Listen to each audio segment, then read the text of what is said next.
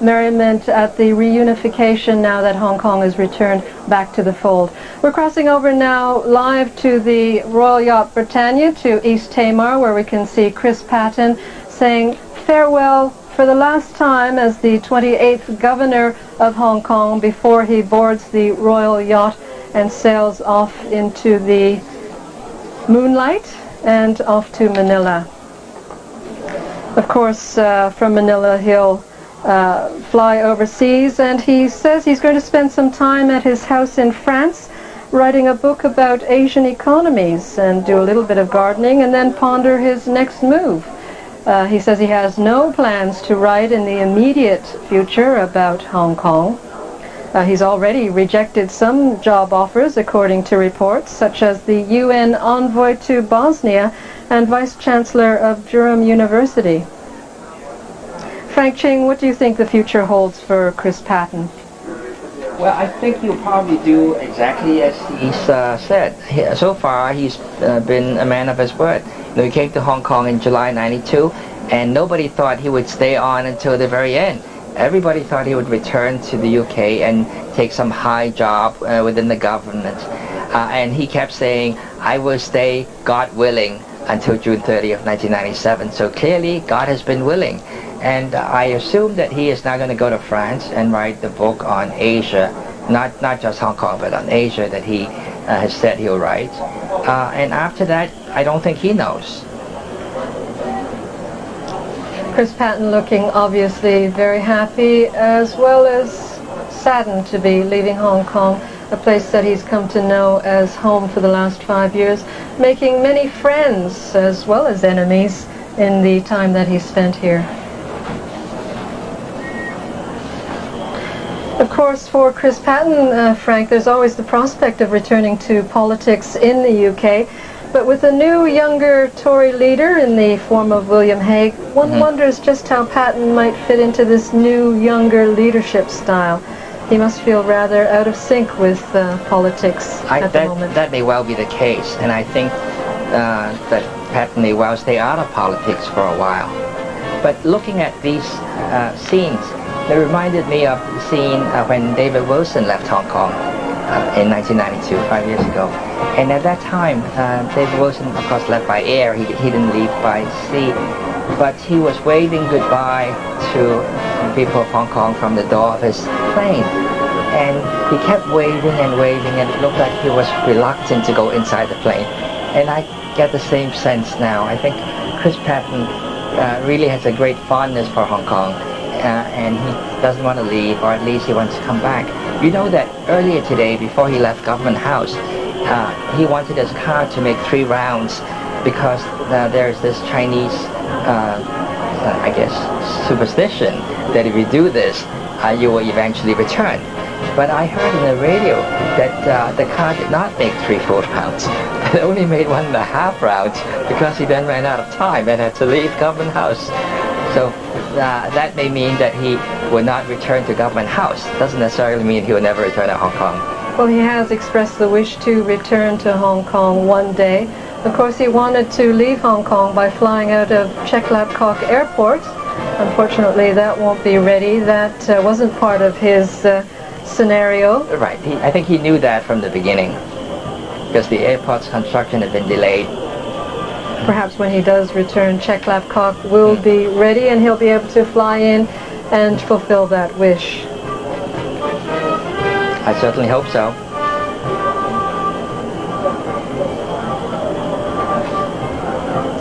If I may mention the symbolism that I observed when Jiang Zemin spoke and earlier when Prince Charles spoke. Before midnight, when Prince Charles spoke, the interpreters announced the speech in English first and then in Chinese. And after midnight, when Jiang Zemin spoke, they spoke in Chinese, which was then translated to English.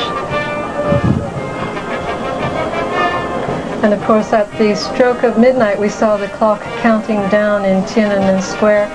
With military precision, the Chinese flag and the Bohemia flag went up the flagpoles. Yes. Well, I think that's why they call it military precision. There you have scenes of East Tamar with Governor Patten making his final farewell to Hong Kong people.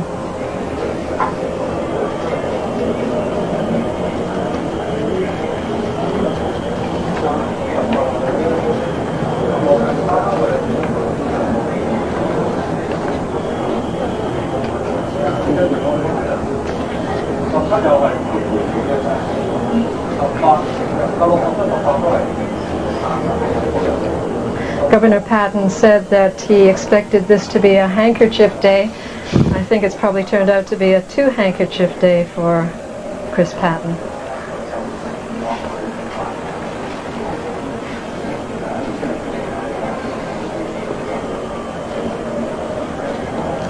Currently, Prime Minister Blair is not leaving on the Britannia. I think he's leaving by air. He and Foreign Secretary Robin Cook will, of course, as you say, be leaving by air. They're going to be flying out shortly this evening, I understand. Boycotting the inauguration of the Special Administrative Region government and the Provisional Legislature.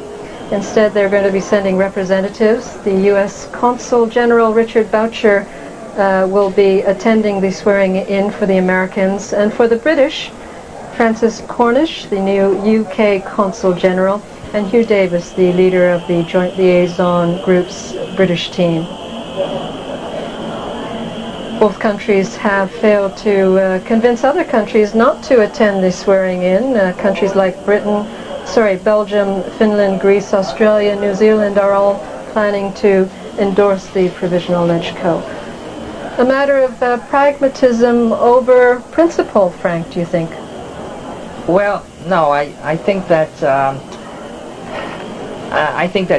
the British and the Americans need to work with the SAR government, and the Provisional Legislature is an integral part of it, so they have to work with it. They cannot pretend that it doesn't exist. They cannot act as though it's an illegal organization. And I think what they're doing is they're making a gesture indicating that they prefer to have an elected government elected legislature in place as soon as possible. And I think that this combined pressure, not just from Britain and the US, but also from Western Europe and elsewhere, will result in early elections. Early elections meaning direct elections? One man, one vote? No, what I mean is early elections along the lines of the Basic Law, the description of the first legislature with 1/3 of the seats directly elected. Tung Chee-hwa promising that in May of next year. That's right, and I think that means that the Provisional Legislature will have served its term by June, so it would have been in office for a year at the most.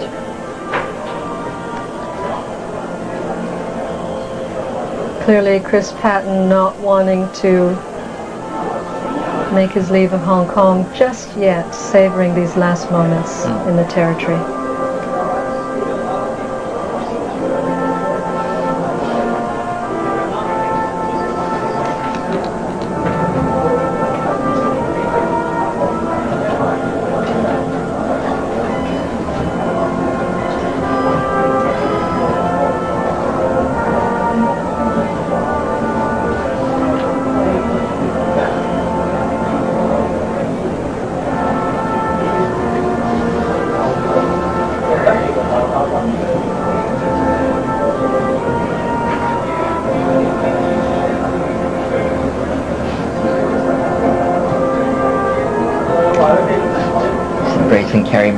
His spokesman.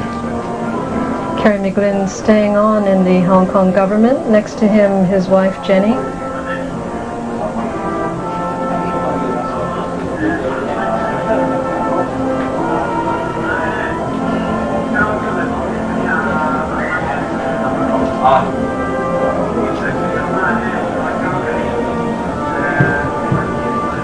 Sir Jimmy McGregor, recently honored in the Queen's Birthday Honours List.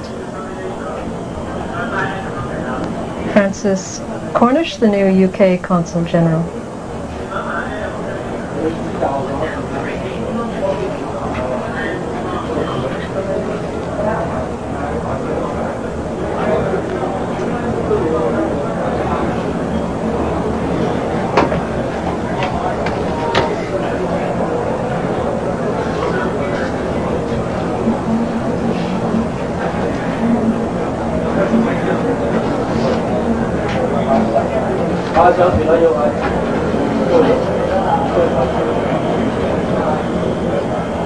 Secretary for Housing Dominic Wong, former Attorney General Jeremy Matthews, who is also returning to the UK.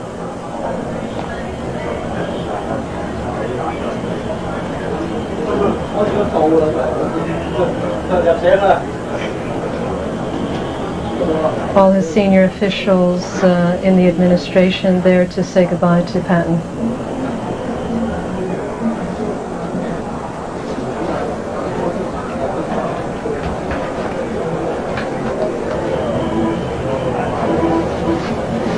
Now saying goodbye to his executive counselors.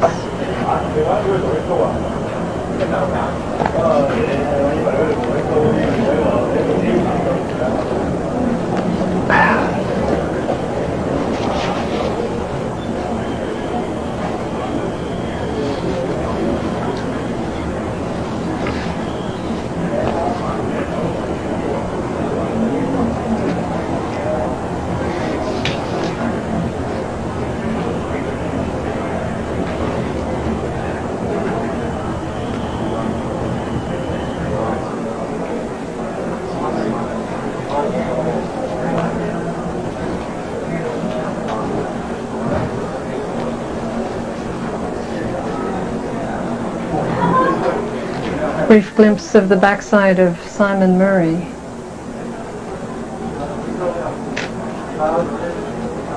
The first of the Pattens to board the Royal Yacht Britannia. David Tang, entrepreneur, good friend of Chris Patten.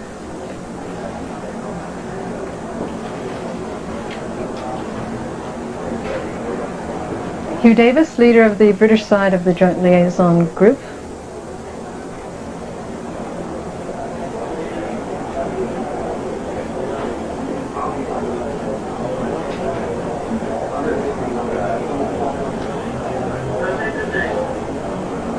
It must be hard, Frank, for Patten to say goodbye after all these years, 5 years of...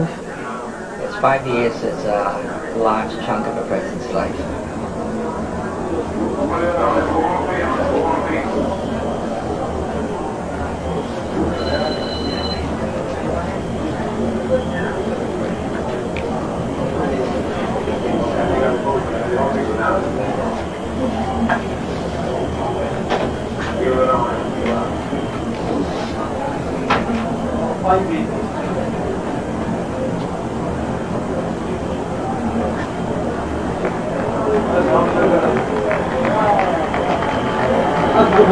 Lavender Patten boarding the yacht.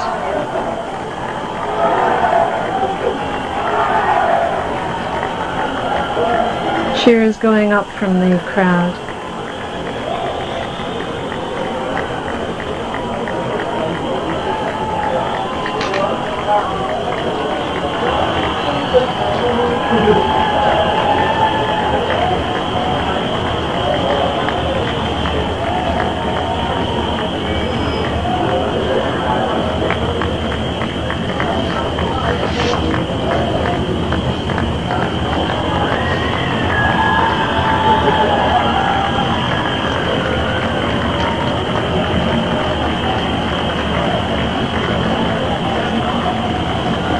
I wonder what he's thinking now, Frank, as he boards the Royal Yacht Britannia. Wow. Yeah, all right. Very emotional farewell for the Pattens as they say goodbye to Hong Kong. Hopefully not for the last time. Well, it's a point of interest. The Forest and Economic Review has already invited him to come back a year from now to speak at the next conference. And has he accepted your invitation? No, I think he indicated that up to now he has spoken for free. And so the review has offered to negotiate a fee with him.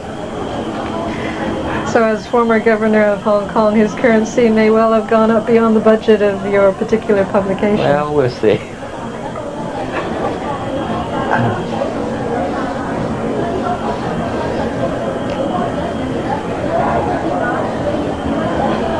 the Royal Yacht Britannia on her last major voyage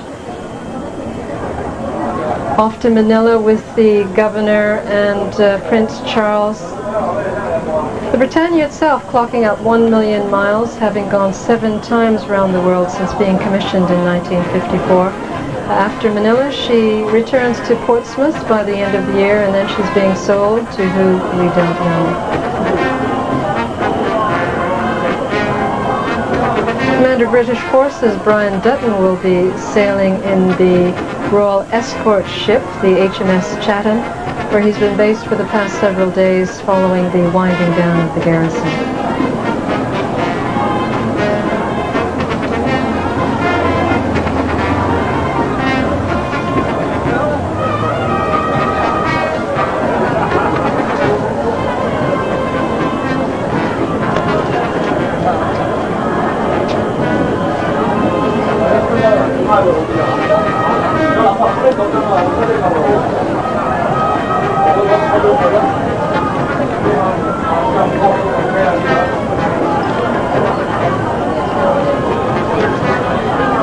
Frank Ching, what do you think the most enduring legacy will be that Chris Patten leaves behind him?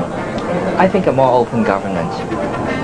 You know that before he came there was no such thing as governor's question time in the legislature, and he instituted that, and he opened himself up not only to questions from the legislature but also from the press and from the public at large. He had phone-in programs where any member of the public could telephone and ask him questions, and his last phone-in program was only a couple of days ago, and I was reading a transcript, and it was a very, very long transcript. All kinds of people calling in with all kinds of questions, and he answered all of them. And there were also people who asked him for a photograph of his family autographed, and he agreed to do that. So I would hope that this openness will continue in the Special Administrative Region under Mr. C.H. Tong. I think it would be difficult not to continue this, because people would then say, how come you're not willing to do this when a colonial governor was willing to do it? So I think Chris Patten has set a very high level of transparency of the government that the incoming administration will have to live up to. And do you think C.H. Tung will be able to carry that forward? Oh, I think he will recognize that this is what his predecessor did, and that he will have to do similar things.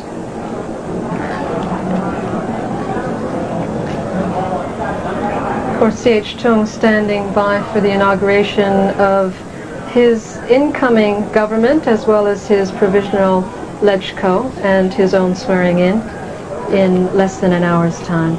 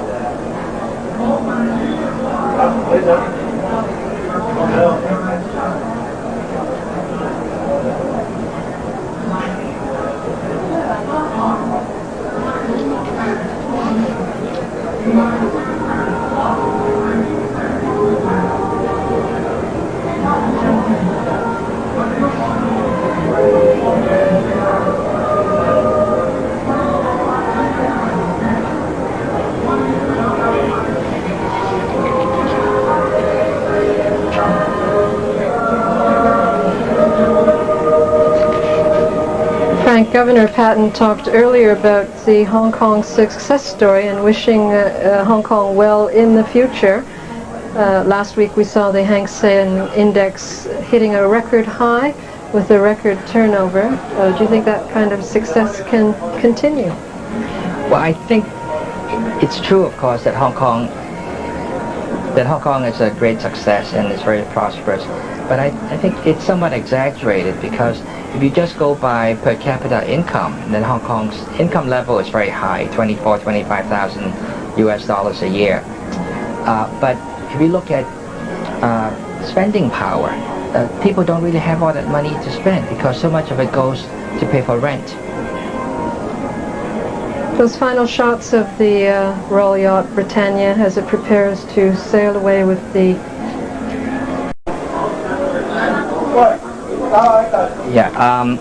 This is the Britannia again, where Chris Patten and Prince Charles are sailing away from Hong Kong towards the Philippines. Now, just now we saw Martin Lee closing his speech by saying that in conclusion, as a Chinese citizen now, we hope to see China become a really great country.